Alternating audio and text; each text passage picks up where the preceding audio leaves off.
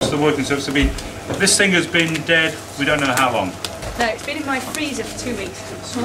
It's been dead. It was found on a harbour in a beach. Not sure how long it's been dead, so it could be all sorts of rubbish coming out of it. Oh yeah, it's going to be good. So if you guys want to sort of cover the top of this with a layer.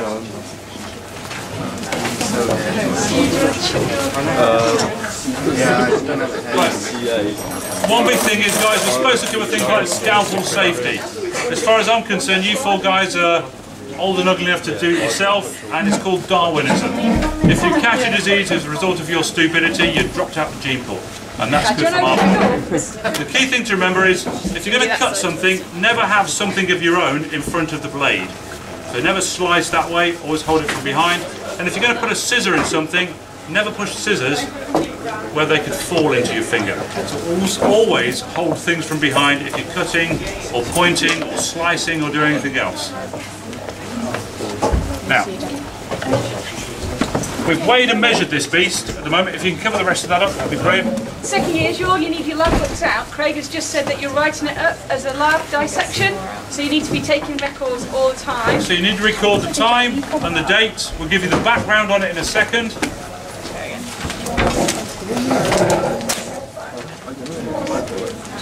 Okay, I'm going to ask you guys to identify this species for me. We know what the species is. Most of you guys know what the species is. You need to identify it formally. So you would give me the name and the taxonomic classification of this species.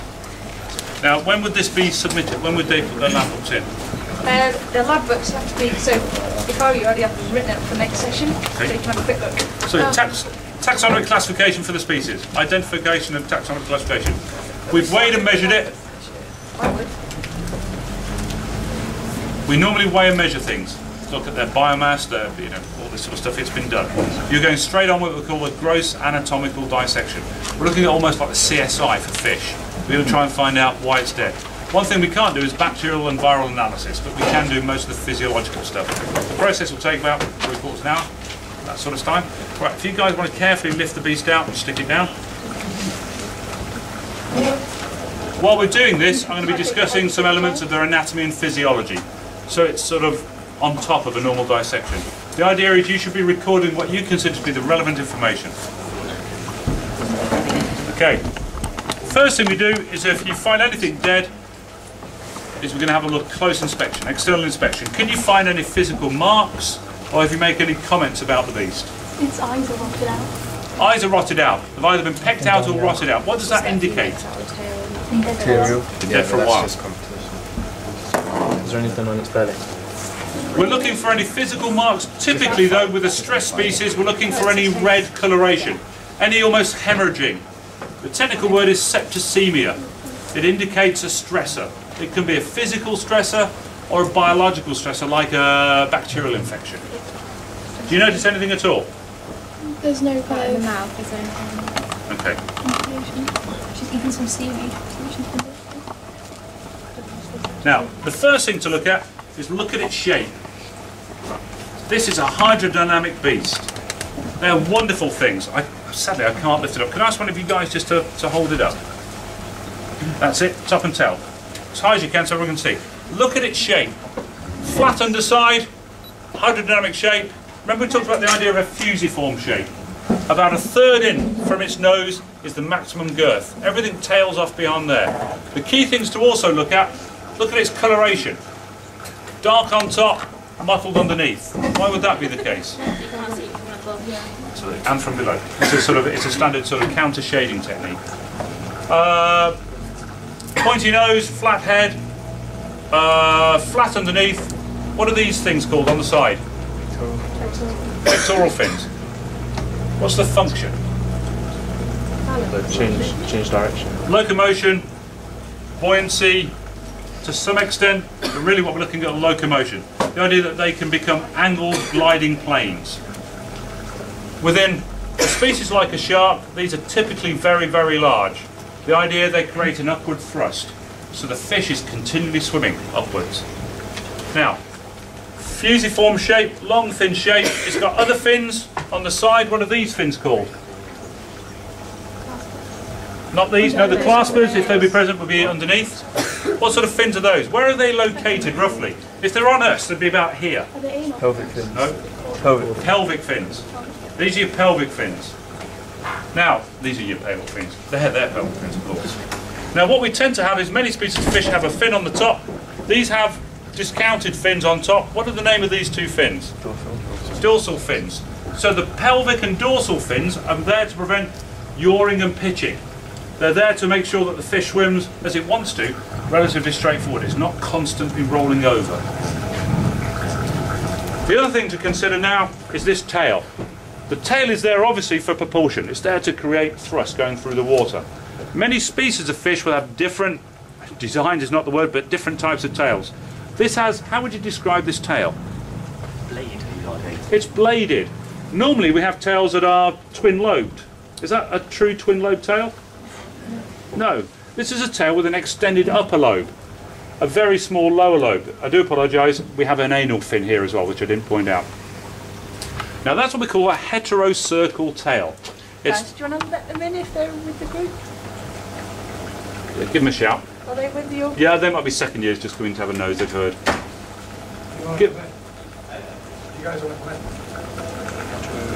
A heterocircle tail. Now when this thrusts, if we had a dual tail, the thrust would be uniform, pushing the fish straight through the water. When this thrusts, it's got a large upper lobe. Where does it push the fish? Forward and down. So we have two elements of thrust being developed within this fish. Well, in fact, three, I do apologise. We have lateral thrust, the tail, the body moving through the water, pushing the fish that way through the water. We have the pectoral fins producing a high degree of lift, but we have this heterocircle tail actually causing the fish to swim forwards but down within the water. So we have a fish with a high degree of what we call dynamic instability. In other words, it's swimming all over the place. The latest Eurofighter is built on this sort of idea, in that there are so many factors influencing the direction it will swim, it has to maintain control over them all the time. But conversely, should it wish to change its pitch or yaw or move dramatically and quickly, it only has to alter one or two things quickly to have a dramatic influence on its ability to move. In other words, this beast can move very quickly and it's a very agile, I forget the term, it's an agile beast moving through the water. The other thing to look at, it's also flat underneath. What does that indicate? It's pretty flat. Yeah, it's going to be benthic, so it's going to rise off the bottom and swim around, but it's able to do so quite actively. It's also got quite a pronounced mouth underneath, which indicates again, It feeds on both. yeah, it feeds off the bottom. Okay? So, the final thing to look at, we look for any holes, openings. We clearly have a mouth, some lovely teeth on there, which I think we should be able to dissect out as a jaw. We also, it needs to breathe, so we have gill slits on the side. The number and location of gill slits can be an indicator of species. The gill slits, well, where does water go to get water over its gills? Through its mouth. Yeah, through its mouth over its gills. There's a particular buccal pump mechanism, or what we call a ramjet mechanism, which we'll discuss with all classes when we go through this. But the key advantage of having these little gill slits is that they don't present any hydrodynamic inefficiency. They don't create drag. If you're swimming really quickly through the water and you open up your gills, it acts like a drag, like a kite slowing you down. These things don't do that. They just actually act as a jet, increasing the amount of force going through the water, reducing the amount of friction of the water flowing over the body. They also have the idea that they have these little holes on the front called nares, and the nares are our nostrils. They use them for olfactory responses to smell things. Smell underwater is a massive evolutionary sort of development. It's one of the first sort of senses that most species have. When you look at the brain stems of these beasts, they have massive olfactory lobes. The sense of smell is so important to them. And again, we discuss with all groups hows and whys and all that sort of stuff. But you can imagine if this beast is swimming through the water and it needs to swim hydrodynamically efficiently, if it opens its mouth to breathe, what happens? It'll slow itself down. Slow itself down. So these beasts again have got these nares where they can, in some species, they can direct the water required for gas exchange through the nares, through the mouth, and out through the gill slits. So it means that they are increasing their hydrodynamic efficiency. When we look at particular pelagic species of shark and tuna, you can see this happening really well. Okay, no external signs of damage. Yeah, a little bit of marking here. It's dead. It could have been coals with it. It was rolling around, you were saying. Its eyes have been... Back over. Yeah, please. Would you open its eyes up? One eye has definitely been gone. You can't really look. No, the other one? No, it's pretty Guys, Craig's told you a lot of stuff. I'd expect all that to be in your Yeah, introduction. I'm expecting this sort of be reviewed. And I'm not seeing a lot of writing. So there's all that information If you about... want in a second, we'll take a stop to give you a chance to sort of catch up. So what we're looking at is how it's adapted physically to its environment. The final thing is, what's this skin feel like? It's like sandpaper. Sandpaper used to be used as sandpaper. It also means that we'll start looking at echolocation, hydroacoustics, transmission of sound through water. Now, if I wanted to get an echo, if I stood next to that wall, as I often do on a Monday morning as close a test, and shout at that wall, the sound wave will bounce off the wall. Why? Because there's a significant difference in density between the medium in which the sound is being produced, the air, and the density of the reflective surface, the concrete. The greater the difference in density between the medium in which the sound is being produced and the reflective surface, the greater the sense of reflection. So, if I shout underwater, if you guys have ever been snorkeling and you make a noise underwater, the fish scatter really quickly, don't they? Because those sound waves, or those pressure waves, will bounce through the water, again we'll discuss how, and actually pass through the skin of the fish really easily. Because a fish is composed of what? How much water, roughly? 70, 80, 90%? It's mostly water. So there's very little difference in density between the water and the fish. Sound passes through it quite easily. Which explains the reason why you never see external ears on fish. They don't need them. Because the sound waves by which, the waves that we hear, are directed into our oral canals and all this sort of stuff. Oral canals. Are directed into our auditory canals by these things. If you have one of these cut off, you lose about 30% of your hearing efficiency. These guys don't need external ears because they become hydrodynamically inefficient. The sound waves can propagate through. Apart from these have got a really tough skin. Their skin is actually made of small teeth, denticles. The skin offers the idea of streamlining water, reducing turbulence as it flows through. The last Olympics, loads of swim records were broke. Why? Because everyone was wearing these sort of suits that had a skin formation almost identical to the denticle or scale formation of a shark. It's a fantastic way of reducing turbulence. Now, these things won't have much sound propagating into them, so they're deaf underwater. Apart from the fact, what's this here? If you guys, again, I'm sorry to ask you to do this, if you can lift the beast up. Have a look at the front. If you could point out on either side where it is. Have a look on the side. And if you show it perhaps to the camera. They've got tiny little holes. Many species of shark have got that. Why do they have the holes? Because it allows the transmission of sound to pass through the skin of the fish into their inner ear. And they have a very similar inner ear to us. They can detect motion. Fish can become seasick. If you ever get caught in a wrestle with a shark, there are a few ways of overcoming that. You guys go into the Red Sea. Tips for survival. We only lose 2 or 3 students a year, don't we, at the Red Sea to shark attacks. One is to give it a tickle on the nose, for reasons we'll talk about later on. The other one, if you can, spin it in the water. You've got a 40-foot shark attacking you, spin it in the water as quickly as you can. It becomes disorientated. I heard if you poke them in the eye, that's meant to be really good. Yeah, it would do the same to me. You're attacking me and I poke you in the eye. It's going to put you off as well. All sorts of things. We're going to hopefully get you to survive the Egypt trip as well. So, they have these little external openings, which are external ears, allowing the transmission of sound in because their skin blocks the efficient transmission of sound. They're the same as us. They triangulate sound. So if a sound wave kicks off down there, there's a dead fish or a predator down here, the sound wave will propagate through the water and it will hit one part of the inner ear before it hits the other. They can start to pick out where that sound is coming from. To help them with that, they also have this strange thing along the side, which is not very visible here, but there's this long line along their side called a lateral line.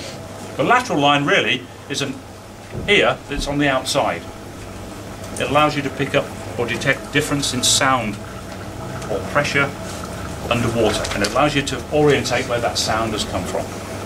As we'll talk about, the acoustical system in fish, in most aquatic organisms, is one of the base senses that they have. It's something we don't use a lot of, so it's an unusual thing to look into. All right. As all you guys know me, the one thing I'm good at is talking a lot. So we've talked about the external part of the fish. We've made some comments about its biology, which the degree guys will need to write up. Now we're going to look at its dissection. So if we turn the fish over, we thoroughly checked it. There are no visible signs, no signs that we can associate with its death. Is it a male or female? Female. How? It has no claspers. Okay, no claspers, female fish. Many species of elasmos, they have quite an extended gestation period, so they actually start producing young relatively early in the season. The slightest change in daylight, in temperature, particularly daylight, photo period, will start to influence the development of the gonads, start to influence the development of their offspring. And so, I would suggest that most species would have dropped their eggs at this point. So we're not expecting those to be gravid, gravid being the term of full of young. And if we poke a belly, it's a pretty hard belly, isn't it? What we have got, incidentally, is a similar split. We've got what we think to be the same species egg sitting in that tank over there, so we're going to be hatching that out. Some of the first years found it, and we're going to have a go with that. So we've checked it externally. If this was any other species, we'd scrape it, taking its mucus, looking for ectoparasites. We all carry parasites and diseases, but if it's carrying a large number of them, it means its immune system could have been compromised, which indicates stress, which is a pointer to its health. Now, we're going to start a standard dissection technique. The dissection technique is under this surface. What do we call the top fin again? Dorsal. So what do we call this fin? Anal or ventral fin. So we're going to take an incision laterally along a ventral surface. What we're not going to do is stick a pair of scissors up its anus, or in this case it's called a cloacaea, the cloacaea being a joint opening for both the reproductive and the intestinal system. So it has cloacaea. Please make a note. What we don't do is stick a pair of scissors in there because you will disrupt everything. What we have to do is try and find a pinch of skin just immediately, again, this end of the fish, the posterior, what's this end of fish called then? Yeah, so just anterior to the cloacaea or cloaca, we'll take a pinch and then we'll make an incision. Ideally what we have is we make an incision with a sharp pair of scissors and then we follow up that incision with an inverted pair of scissors. That bit is for puncturing.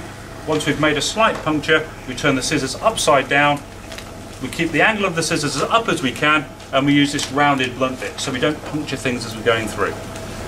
This is a shark. It's got skin like sandpaper, so it's difficult to make this incision. It's Darwinism now.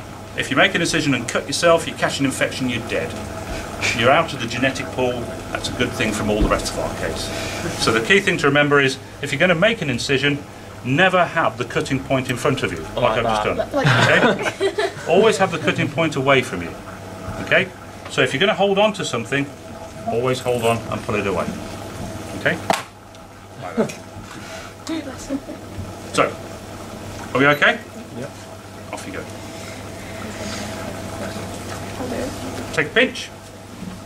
How thick's the skin going to be? If you're rubbing your belly on the bottom of the substrate, you're going to have a pretty delicate skin. You have a really thick skin. Poke it with the bottom.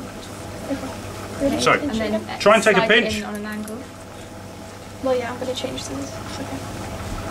Just to get the first, like putting a needle. That's it. Now, what we're doing now, if you hang on a sec, what we're doing is pushing and pushing and pushing. So it means effectively what will happen, as soon as you penetrate the first layer of the epidermis, the toughest layer, you're going to go straight through. So if you can't do that, the next best thing is grab a sharp scalpel and slowly scrape away. Now you guys can hear that. And it's just a matter of scraping all that stuff away. So you guys want to have a go at scraping? And all we're doing now is scraping away all the denticles until we get through that sort of armoured layer and getting to the next layer.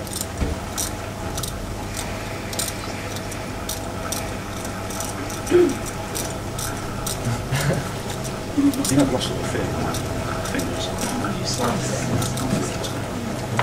You're right. Oh yeah, you know. I've got a bit of damage to my hand, which means I've lost some of the nerves in my hand. And, you know, can't feel that at all. Really strange. It's going to take forever, so let's speed up a tad. Let's use a slightly more harsh. Oh yeah, we're getting there. That's it. Now, as soon as we get through, the denticles are cut through, then we can put the old pointy scissors in. Gotcha. Well done. Now, with the old pointy scissors, try not to sort of go down like that. If you can, you go from there. Now, immediately, we're starting to pressurize the stomach. So guess what's coming out the cloaca? Juices, digestive juices. Remember you guys were saying about this morning that if you die, it's the... If you die, stomach acids start corroding, breaking down the stomach. That process is happening now. It's a long, slow process. Now, once you've got an incision of a couple of centimetres, if you take a step back, and let's try and spread her open. So we're now going to try and spread her up. I can't put gloves on. So what we're going to try and do now is pull this open, and you can see here where it hasn't quite gone through what we call the peritoneal cavity, the gut cavity. So what we'd like you to do now is just try and come back that way with a pair of scissors and just try and open it back up. The camera zoom in. This is where things either get spat all across the room, or Stomach's going to go. hit like a tidal wave these guys. Do you remember what I said about the people we don't like? We get to do this sort of stuff. First incision, Arian. God, your face, huh? So if you can, try and keep the scissors pointing up a bit more. That's great. Things are starting to stick out, which is always a good sign. So if we now cut through, in a second you're going to hit this thing here, which is called the pelvic girdle. Now you know as a shark or a ray of chondrocyte that they have a cartilaginous skeleton. That's still difficult to cut through. So when you do get to that pelvic girdle, we're going to get these bees to take over.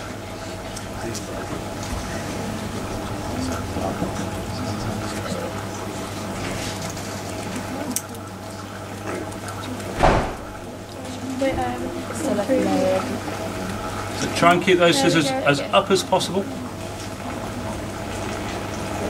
And when it gets tough, go into those. There you go. Bolt cutters almost, yeah.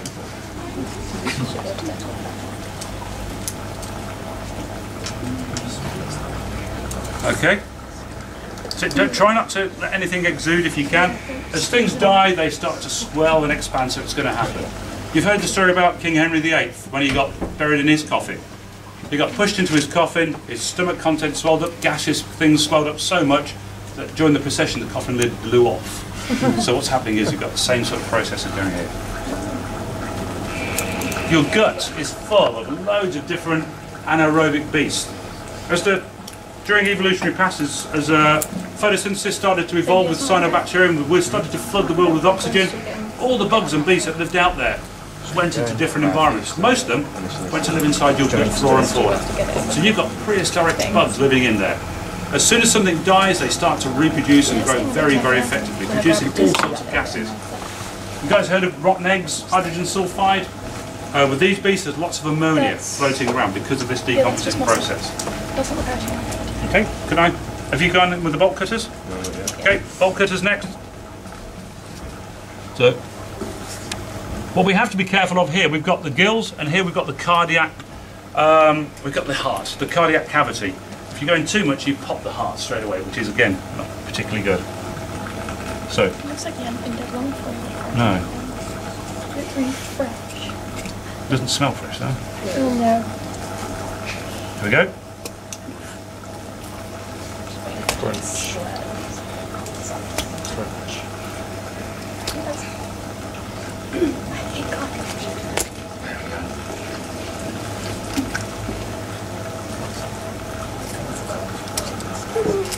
And we take I'd rather squelch than a... incision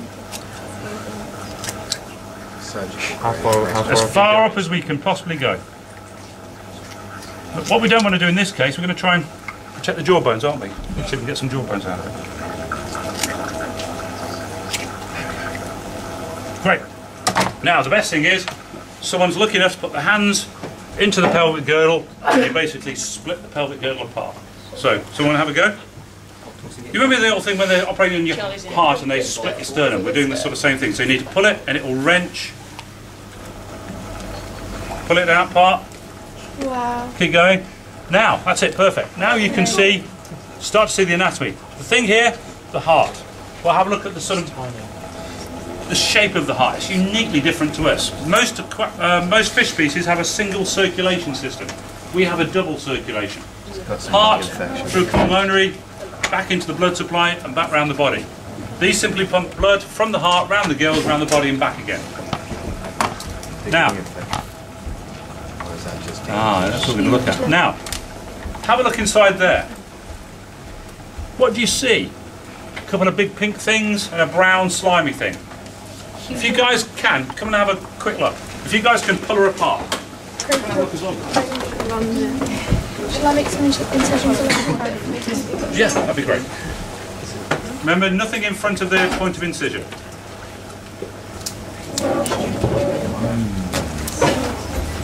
If you need to use the bolt cutters, might be simpler. Now you've got 2 or 3 distinct things you can see in there. Depends on the species. One thing you see with all elasmos is this big sort of pair of organs coming down the body. They're the liver. Now they are typically. Well, what's the function of our liver? Yeah, it's sort of a chemical plant, really. It breaks down toxins and remove toxins. Sharks ever do the same thing, but they also provide one other vital function. It's got their oils. They're full of oil, and so they become a buoyancy organ. It's what we call static lift. In other words, they grow a liver that's full of fat that creates a form of positive buoyancy, but they can't alter that buoyancy, which is why they have such dynamic instability within their external structures. So they're continually floating, but they use their fins and the dynamic instability of the heterocircle tail and the pectoral fins to be able to manoeuvre quite happily. It's very, very efficient. It crucially means that when they've got these fatty livers, they don't have to exert any energy to remain buoyant. Sadly, it means that they were also overexploited. It said that the basking sharks of the North Sea kept Darwin alive for 50 years. In other words, they used to hunt basking sharks just for their liver and keep it going, keep all the lights going. That's it. So straight down, we're making 2 incisions along now just to basically open the beast up. Do you want me to do it from this Yeah, side? I can get Close to it. Now, we're having a look instantly at the condition of this. The liver itself should have a nice sheen to it. It shouldn't have any disruptions to the surface. But if you were a parasite, where would you want to live? You want to live inside, yeah? You have internal, ecto and ento parasites, so the inside and outside the fish. But if you were living inside the fish, what sort of environment would you want to live in? Stable. Stable, lots of blood, getting rid of your waste products. The liver is enthused with blood supply, so it's a fantastic place to live. So often a key sign of stress, perhaps water quality, pollution, means that the fish's immune response is compromised. So the number of parasites that we all carry around starts to develop. And the liver is a typical sort of sign of parasitical infection associated with stress. And so basically what we do is look for any imperfections in the liver.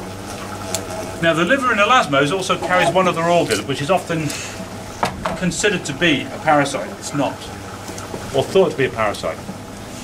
Watch those scalpels, guys. Now if you guys can get a, that's great. If we just hold back at that, that'd be lovely. Now what I'd like you guys to have a look at or get a picture of is this. These are the livers. You can see generally single lobe livers, 2 lobes going down the entire body. Brilliant, brilliant form of buoyancy, but they have this thing here. Any ideas? Which bit? Forgive me for being so crude, but you ever shouted God down the toilet after a particularly heavy night out? And that stuff that comes up last of all, that stuff you will taste. Yeah. Where's the bile produced? Gallbladder. What's the purpose of bile? Yeah, to neutralise stomach acids a lot of times. So predators have true stomachs. True stomach means that they produce acid to break down what dietary component? Proteins.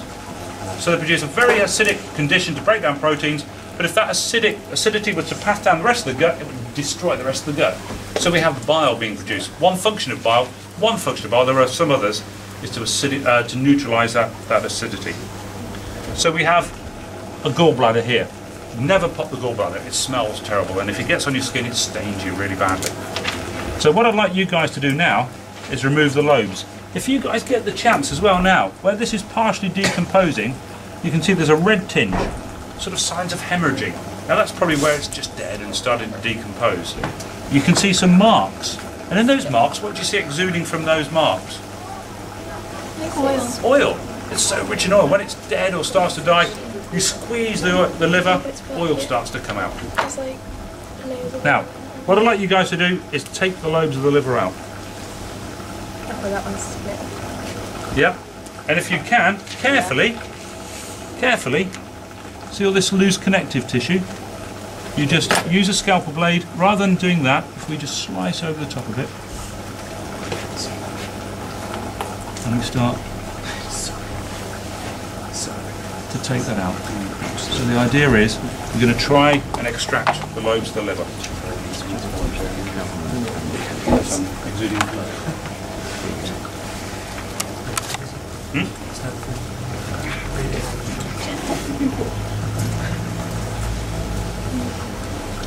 So now what you can do is if you flip the lobes over to one side, and you can attack the lobes from the anterior end. Just flip it to your side.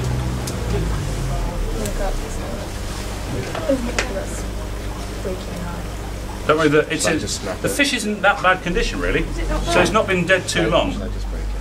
If you can, let's take the entire liver away. So rather than breaking the liver off, we'll just slice it off.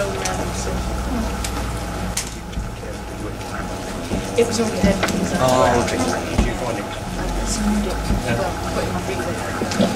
Forgive me for saying, Claire has a reputation for rescuing lots of dead things and then burying lots of dead things in a garden. If anyone, if you ever know an archaeologist in about 50 years' time, digs up Claire's garden, you're going to find all sorts of strange beasts in there. It's fantastic stuff. Okay, so let's keep going. Let's take that liver out of the way. So I'd like you to try and completely dissect the liver out. And we'll put the liver over here. The mass of a liver can account for up to 1/3 of the body mass of a shark. It's a significant organ.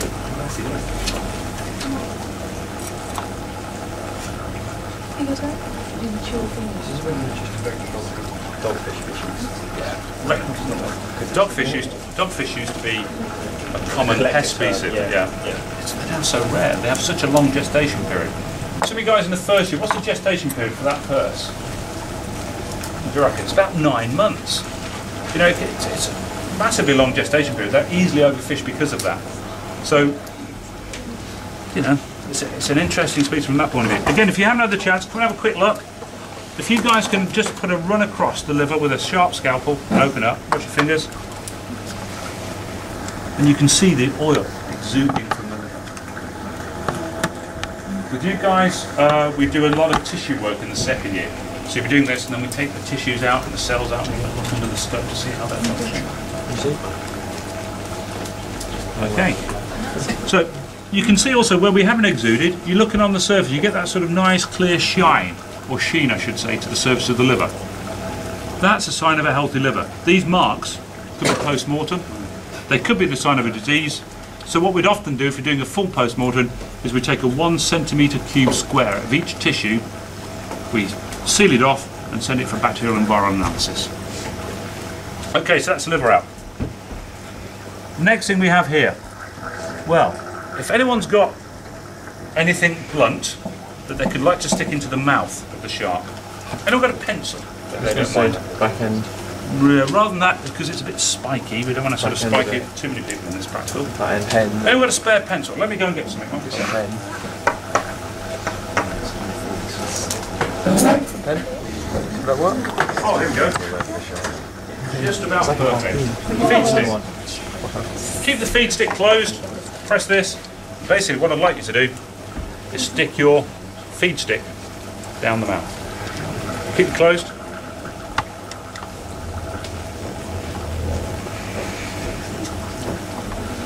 Now, immediately what you can see is a gut, what we call a gullet, starting to grow. the gullet, the feed tick has gone under the cardiac, under the heart. You can see the heart there, and it's now passing into the stomach. These species will often eat, they can consume an individual that is about a third of their body size. It's like you eating a Big Mac about this big. What they tend to do is they'll swallow the species sometimes alive, generally head first. It passes down into their gullet and they slowly digest it. And this sort of circular motion of muscular tissue through a process we call peristalsis slowly pushes the thing into the stomach. But what it does mean is that they've got this humongous throat, this gullet. It's a gullet. It's really muscular. It can expand really well, and it creates this ring of muscle movement pushing the thing down. So, what I'd like you guys to do now is carefully picking this up. I'd like you to excise the gullet around about that point. In other words, just get a pair of scissors and snip it off.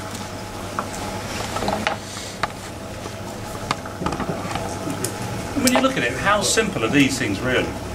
There's not a lot going on inside them really. Evolution though, they're at the peak. But they've been evolution at the peak for millions of years. These are all, many people will sort of realise they're almost a perfect predator, so why change? The only thing that's affected them recently is us. We're overfishing them. So, from a population point of view, what we're finding is where we're overfishing species, we're actually getting species that now are becoming sexually mature at a younger and younger age to try and compensate biologically for the overfishing process. So again, we'll look at that later on in the course. Now, if you chop through that, and then if you get a scalpel and carefully incise away that connective tissue, and have a look at the profile through that gullet. It's really muscular. If you open the gullet up, as we'll do with the stomach, the inner wall of the stomach is highly folded. Why would it be highly folded? Yeah, more so. That's it. Now, if we follow that down, if you guys can incise now as far along here, almost into the cloaca as you can, and we'll lift the gut out. We've taken the liver out, we're taking the gut out. What's going to be left in there? Heart, we'll take the heart out. What else is left inside? Yeah, reproductive system. This is a male or female? Okay. Sadly, because they're caught as bycatch now, you're not actually allowed to fish for dogfish commercially. We do get a number of dogfish and even sharks given to us because they're caught by bycatch. And if they're in season, if they're gravid, if they're gestating, you get fish that are almost ready to pup. And we've got examples of bits in the freezer where we've got female doggies that they were just about to give birth within 6 or 7 hours. And you can see the development of the embryo as you look back through the reproductive system. It's really sad. And he's known as a rock salmon as well, Craig. Yeah. Just a lot of hard work getting the meat out of it. That's what fishermen just throw that. Yeah, they're often used as they used to be used as pot bait because they're being overfished. Though they're increasingly being used as a food source now. Okay. Fantastic. Now, what we have here is a gut. It's a really simple gut, not very long. Again, typically with predators, they have a very short gut length. The shorter the gut length, though, the less efficient the process of digestion. So these things have got an absolutely massive stomach. What proportion of the gut is the stomach, would you estimate? That's their big muscular stomach. And next to the stomach, they have another organ. What do you reckon?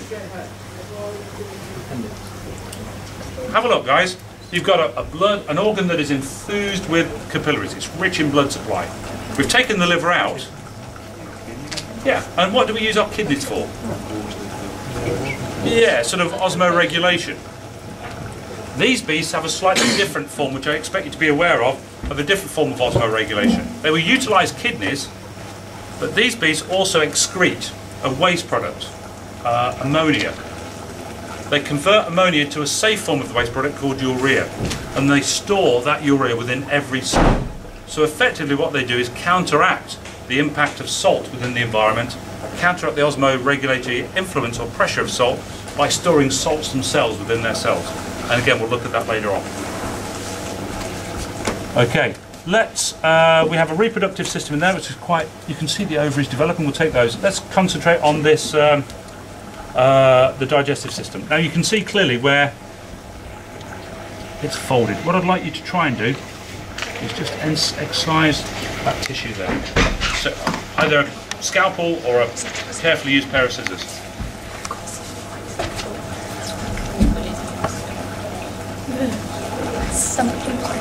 You guys all right for time for a bit?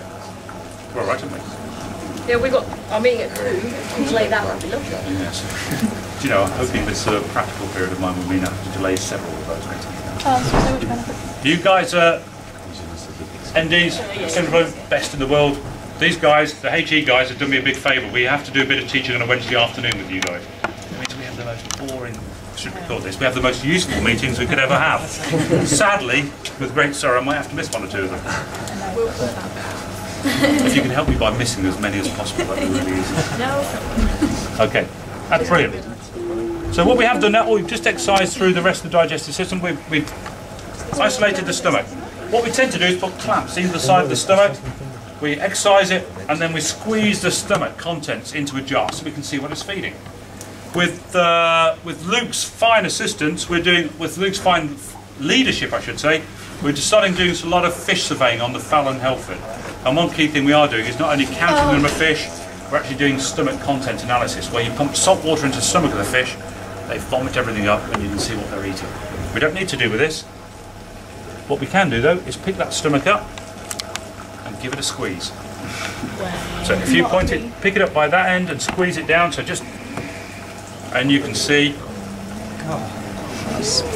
it's been dead a while. Acids have broken everything down. We look at gut analysis. If the fish has been feeding quite recently, if you guys watch CSI, a body has just eaten. It's not been stressed. It's been killed quite suddenly. So an analysis of the gut content is vitally important. Guts also contain lots of parasites. If the fish has been stressed for a period of time, it will build up the range of parasites. Those horrible red ones. Stop talking about oolong. They are remarkably tasty raw. If anyone would like to take a bit away, help yourself. Again, I'm only joking on that point. Right, let's open up the rest of the stomach. Could I take that? Rest of the gut, really short, but you can just about make out on this bit of gut. It's a sort of spiral thing, like spiral pasta. Funny enough, it's called the spiral gland, and you have this spiral of intestine inside. Effectively, it increases the surface area for digestion, but crucially, almost every spiral within that has a different range of gut flora and fauna in. And some work we're doing in conjunction with Aberdeen University is that when we get any sharks, we dissect them, you guys can cut them up, and we send this bit of the gut off for bacterial analysis at Aberdeen. Okay. So, the rest of it is reproductive system. If you have a close look, you can see the typical layout of the uterus. Within sharks and rays, depending on the species, they have particular glands that lay down the sort of the purse first, and the purse passes along the reproductive system with the embryo slowly developing. And we have a range of different reproductive techniques with sharks, again, which we'll look at. The key thing I'd like you to look at now, you can see along there, what do you see in that mass? You see all yellow lumps in it. Yellow lumps. Those yellow lumps you consider what? They're food stores for embryos. They're fat deposits for embryos. So as you see these things developing, you see these lumps getting bigger and bigger and bigger. So what we have got is really, what's the word we use for female? I was going to say, give the word away then. Is it like ovary? They're not ovaries. I forgot the term as well myself. Getting old. They're the ovaries, or what's the term we use for the female reproductive bit? Not the gonads, but they're gametes, or gametes, depending where you come from. What do we call? If males have sperm, female have oocytes, or eggs. So these are the oocytes or eggs developing. Rich in fat, fat deposits and protein to support the developing offspring. Okay, you see typically there's a pair of them running down the backbone, and as they go into, they enter the cloaca, or cloaca, I can't even say it now, where they can pass out their offspring. Okay. What we'll typically do now is we'll leave those bits in, but we tend to open up, and we're crucially looking for the peritoneal cavity, that sort of shiny sort of covering to the inside of the gut. If that shiny gut covering is not present or is dispersed or has any discoloration, again, that's a typical sign of a stressor occurring. And it means that the fish has been suffering somewhat before it died. There's nothing there, it's pretty shiny. Obviously, dogs are big mermaid purses. Some do. Some do. Yeah. What creates the purse? There's a little organ right at the top of the reproductive system that actually lays down the shell, and that shell passes through the system. Again, we'll be looking at reproductive systems within you guys in the second year and you guys later on this year. What factors influence reproduction within fish? Within most aquatic organisms? You have certain environmental triggers. The idea of the environmental trigger, it kicks off reproductive systems so that the embryos, the fry, whatever we're going to call them, the eggs can emerge at the best possible time to ensure their survival. Spring generally, this sort of stuff. The key environmental triggers for most species, even in deep water species, are light. So temperature and light are the two big things. Light, even in deep water species, can be a trigger from their point of view. Do you want to cut the heart out? One of the favourite tricks when we used to go and do this with school kids, to try and encourage school kids to study this, is we take some big Claris catfish, the big walking catfish. You kill them with an anaesthetic, they're dead. Their hearts keep beating for 2 or 3 hours afterwards. So the first thing you do is cut the heart out and you give the heart to one of the kids, and they always run around with this pumping heart in their hands, and they never forget it. The heart of a fish will continue to trigger for a considerable period of time afterwards. We'll look at cardiac muscles and different types of muscles later on again.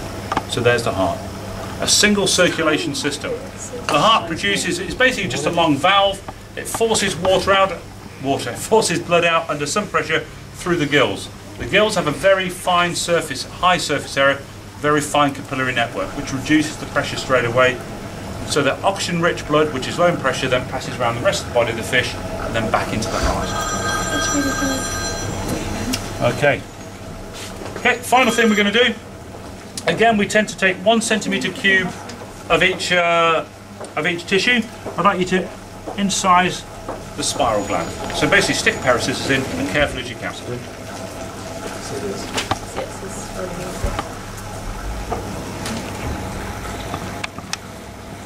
This tends to squirt a bit, so if you've done it before you tend to stand back. When you've done it a few times, you can tell an experienced person who's done this because they don't do it that way, they hold it that way and cut along that way, so it squirts the people on the end of the tables rather than Come on, you've got a lab coat on. It's going to hit you guys, I would have thought.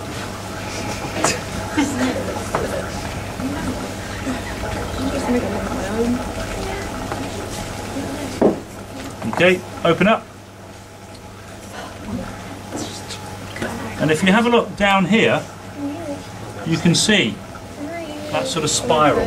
It's like you've been eating mustard. And what that's probably a fat or a lipid that's been partially broken down by acids.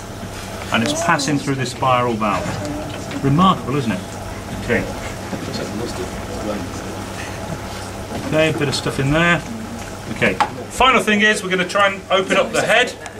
So what I'd like you to do, if you can just lift the head up, we'll see what drops out first. Have a look at its dentition. Really sharp teeth. You're all aware of sharks' teeth tend to sort of rotate, so they're always constantly sharp, replacing. Don't forget to contrast that with the fact that really, from an embryological point of view, their skin is composed of teeth. We call it denticles. Now, we have a look in. It's got a sort of tongue.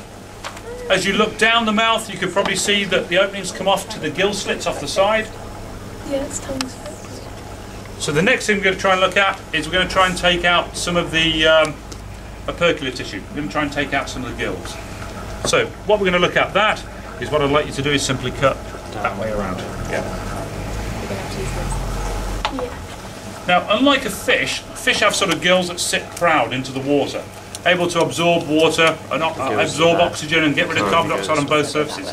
Sharks have a sort of protected element. They're not as efficient from a gas exchange point of view, but they're far more hardy. So we'll have a look at that process. Most species of shark were thought that they would swim and have to breathe at the same time. What we call a ramjet ventilation. They keep the mouths open, water is forced down through the mouth and past the gills. That's been largely discounted. Most species of shark have been observed at some point sitting on the bottom. And again, what we call a brachial pump mechanism. In other words, they take water into their mouth, they close their mouth, they close their percule cavity and push water past their gills. So many species of shark have been absorbed to respire for short periods that way. The idea that sharks always have to swim is being discounted for many species.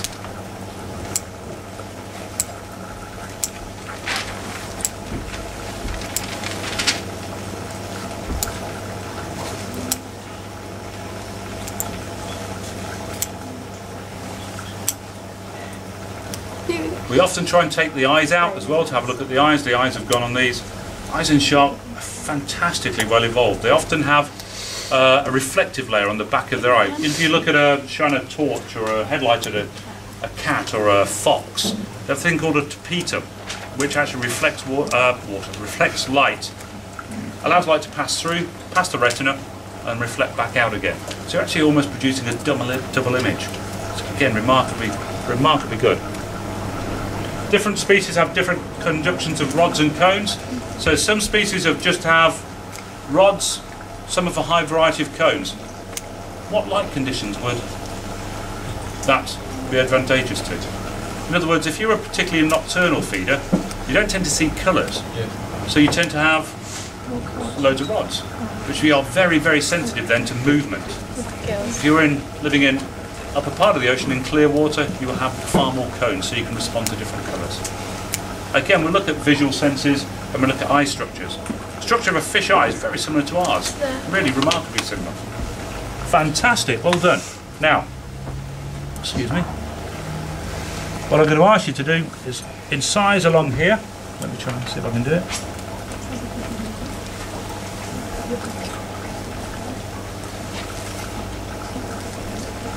Now, you can see where that's really quite good. Where this fish has been clearly in distress, in shallows, it's been thrashing around in the shallows, probably before it died. Eyes being pecked out by seagulls while it's slowly dying. So it's breathing in shallow water.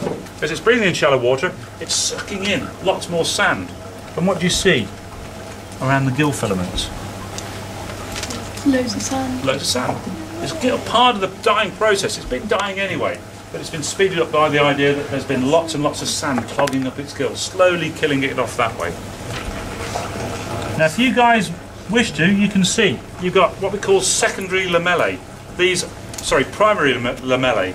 These are sort of bony gill arches on which the fine filaments sit, and you can see those spreading out along the base of the fish. Okay, next thing is, let's turn her upside down. This is going to be messy. Oh, she looks so empty. Yep. Now,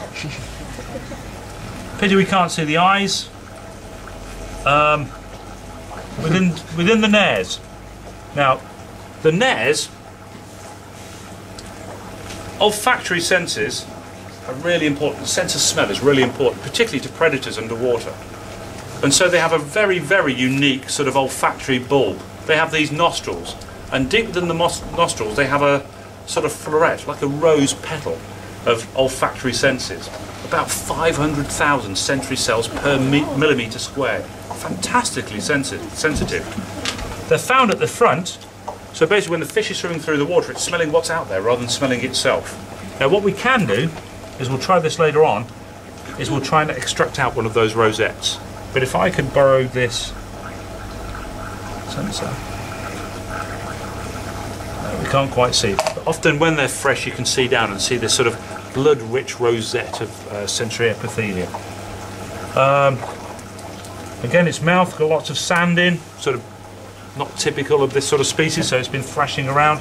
Its dentition, got very sharp teeth, you can see the rows of evolving teeth there.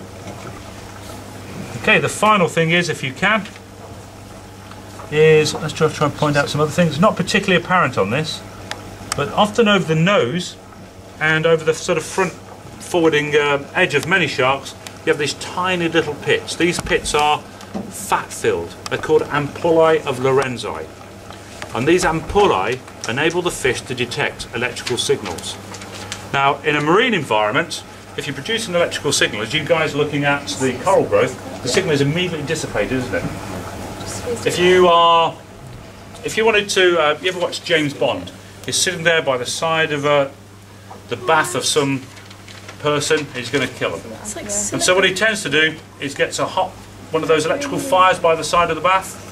If they were sitting in organically pure water, you could tip that fire in, you wouldn't really get too much of a shock. As soon as you add salts to the water, then it starts to conduct electricity. So he tips this electrical fire in, then adds some bath salts, and then the person fizzes away and dies. What we are saying, from this point of view, is, where are we? Is the ability to detect electrical signals, very small electrical signals, is often diluted by marine water. As soon as a species produces an electrical signal, it's immediately dispersed.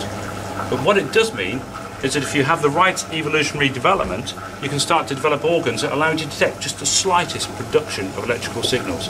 Every time you twitch or move a muscle, you generate electrical impulses. And these beasts can detect them. But these ampullae lensa are quite linear substances. They're fat-filled and they have a long tube inside them with the electrical sensor right at the top. It means that what they don't do is if you produce an electrical sense, that electrical sense in the water is dispersed all over the place. What these things do with their fat-filled tube is create some form of insulation, so they can only detect electrical impulses in the point immediately below them. So it means they can swim along like this and pick up a flatfish that's buried underwater. Or if they're pointing up to the front, if a fish is in distress creating more electrical signals than it could do, they can detect roughly the direction that it comes from. But they can only detect so over relatively short distances. So, the ampullae of Lorenzi can't be really seen on this beast, but you can see see these tiny little pits here that if you, there we go, brilliant, fantastic. If you can get this on scope, if you squeeze them, because it's partially decomposed, guys can have a look. This is really amazing, well, sadly amazing I should say. If you squeeze it, it's like squeezing, I can't remember those days now, it's like squeezing a good spot. You squeeze them enough and the fat comes out, and you can see the fat exuding from these tiny little cells. It looks like silicone. It is, isn't it? Amazing stuff. You have to have a particularly well-rotted fish to be able to do that. Normally you squeeze them and they don't come out. So we're looking at those senses as well. Okay, the final thing we'd often do is we dissect the brain. We have a look at the brain. We haven't got the right kit here to do that sadly today, but we'll chop the brain out and we can look at the shape of the brain. Often because they rely heavily upon their sense of smell, so their olfactory lobes in the brain, particularly within sharks, are massive compared to ours. But also with many species that are rely upon visual senses, again, that part of the brain is considerably large. The rest of the brain is almost there. These are just functioning biological chemical units with a good sense of smell. Okay. Any questions? Yeah, right. $1 million question. What's the probable cause of death? I reckon it drowned myself. No, I'm only joking. I reckon, you have a look at it, we had signs of septicemia occurring, we had some marks to the liver, all could have been post-mortem. I don't know. Its eyes died down, it's quite big. Could it have been caught and then like chucked back in? Could have been. Or could have just died of old age. Not died of old age, but suffered from the idea that it was getting old, as we all do, and then washed up on shore and just basically had no idea. I don't know really what this would be. This would be typically a case where you send off bacterial and viral samples to try and pinpoint what it is. You know why it died though? It died because its gills were clogged with sand. Something clearly led up to leading to that stressed situation. Okay, any questions? Sure? Is it? Do you guys want to have a go at chopping the jaws out? Is it possible to get the eyes out as well? The eyes are gone. No, there is. You can see it in there. Yeah, I just opened it up and had a look. You can see the shine of the eye. Oh yeah, there's one on that side. Oh yeah, there is. There'd be, as soon as when they start to die, immediately their eyes start to withdraw. I wouldn't bother too much. If you want to take the jaws out, more than happy to have a go at the jaws. Guys, I quite want the skin as well. If you're going to do the skin, the best way to take the skin off, skinning a doggy is really hard. What we tend to do is stick it, this is awfully crude, stick a nail in its head, up against the fence, take a cut of skin around the top of it, get a pair of pliers and pull it off, and the skin will come off quite nicely. Okay? Rock salad. That's all I do. Guys, I want the jaws and I want the skin. How old Yeah? do you reckon? Do we have to get that for you? Yeah, yeah. Are you If gonna it's I'll nice, deal with I'll that. Me bringing it in for you. You didn't tell us that. No, they didn't. We made no deal. We made no deal about this. If this was a teleost, You can give it to somebody else. then what we could do is, if there was a bony fish, like most of the other fish that swim around, we could remove part of its inner ear, its otoliths, to look at ageing, or we could remove some of the scales. The key issue with ageing a marine fish is their environment doesn't change much seasonally, so it becomes very difficult to age them. If we look at a tropical fish or a freshwater fish, it becomes significantly easier to reach their scales. Again, we look at ageing and all that sort of stuff. Yeah. Taking everything else. We'll ask Craig what's the best. Get Craig to advise you on this way. Yeah. You can feel the... With many species, you could try and take out the otolith, but the data is pretty indistinct for these, so you tend to what we call length frequency analysis. Fish of that big should be about the same. It's going to be, I think the best thing is, if you don't mind, we're going to chop the head off. I can't dissect the. No, it's all right. I'm going to get a saw. Good enough. And what we'll do then is we'll saw the head off and we bury the head. Give it 2 or 3 months. You take it out. You just end up with a bit of cartilage. If you catch it in time, you can take the jaw bones out. On a big shark have sort of, some species of shark, macos, poor beagles, have what we call producible jaws. They can extend their jaws out a little bit, so they have relatively soft tissue holding the jawbone in. So what you can do is incise around that soft tissue and get the old classic sort of jaws shape out there. With these, it's a little bit more difficult. Right, I'm going to go and get a saw. Yeah. Shoe gets to do it. I want to do it. Lots of loose tissue, so if you turn her over, you chop the other way. Watch where you're pointing that as well. Can I have a photo of this? That's where Stu cuts his arm off. Yeah. Do the conservation. In front of the pecs, just in front of the pecs. Oh, Arian. Oh, that's disgusting. That is the stomach juice. Yeah. Well done, me. Friday. All you got to do then is stick a nail through the Stomach juice. It is.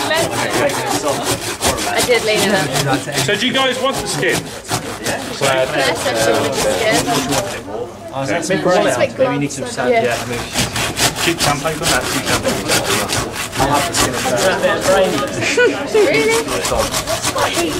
Sounded like oh, I just it's dissection. Might be worth using the old wire to cut it now. Just open it. Otherwise, it's bad. Yeah. It's getting really I'm not stuck in. resting it, I'm holding it up. He seems to do it with gusto. That is so Can I have a look? Okay.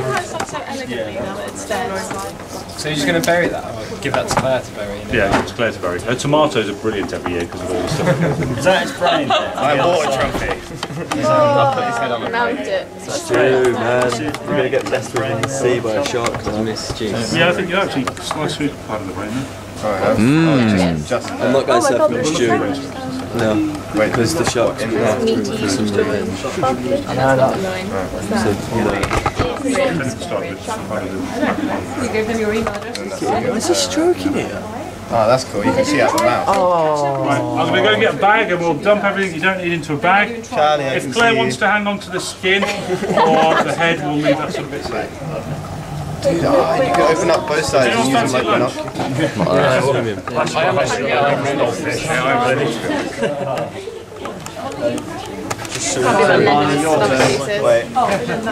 That'll be great.